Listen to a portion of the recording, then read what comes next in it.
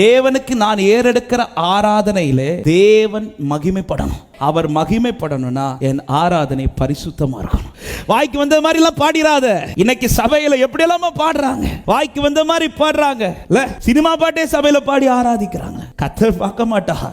பரிசுத்தமாய் ஒருவன் ஆராதிப்பானா அவனுக்கு ராகம் வரணும்னு அவசியம் கிடையாதுங்க, அவனுக்கு தாளம் வரணும்னு அவசியம் கிடையாதுங்க. ஆனா அவனுக்கு முன்பாய் சத்துருக்கு நிற்க முடியாது, அவனுக்கு முன்பாய் சத்துருக்கு நிற்க முடியாது. ஆவியானவர் அவனுக்காய் ஜெயக்கொடி ஏற்றுவார்.